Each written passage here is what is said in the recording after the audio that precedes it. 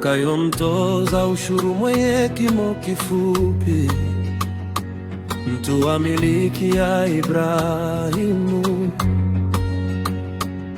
alitamani kumwona Yesu ni mtu wa namna gani,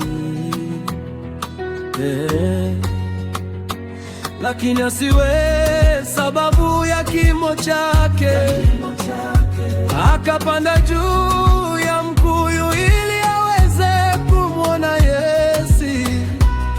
Wakamwendea watoza ushuru, walimwendea Yohana Mbatizaji, wakamuuliza, na sisi tufanye nini ili tuwe watakatifu? Akawajibu, msitoze zaidi kuliko lilivyoamriwa.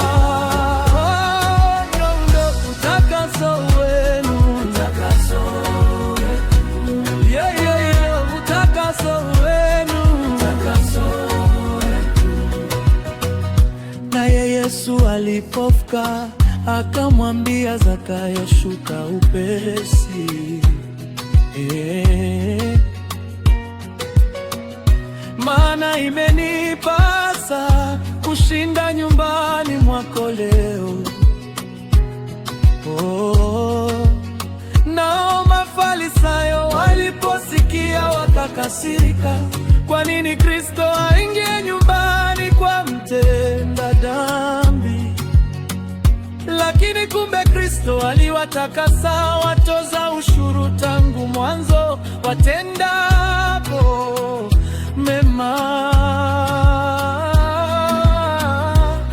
Wakamwendea watoza ushuru, walimwendea Yohana Mbatizaji, wakamuuliza, na sisi tufanye nini ili tuwe watakatifu? Akawajibu, msitoze zaidi kuliko mlivyoamriwa.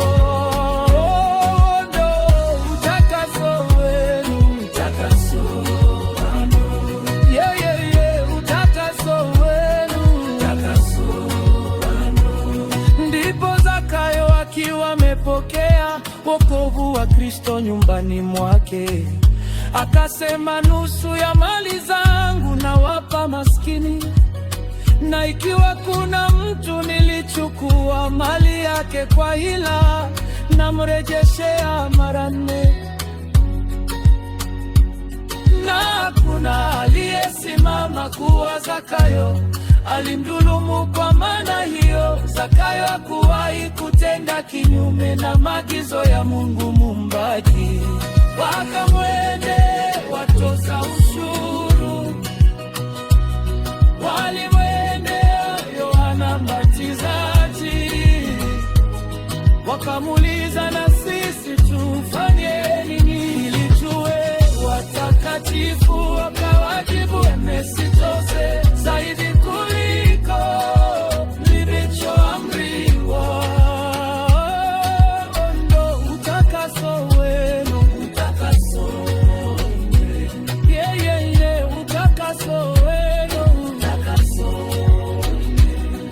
Nawe mtu wa Mungu, ifanye kazi ya mikono yako iwe mibaraka kwa watu wengine, na utende kwa haki kwa jinsi Mungu alivyokubariki, ili Mwana wa Adamu siku akija aseme, imempasa kushinda nyumbani mwako. Maana wewe ni msafi na kazi ya mikono yako. Wakamwendea watoza ushuru, walimwendea Yohana Mbatizaji, wakamuuliza,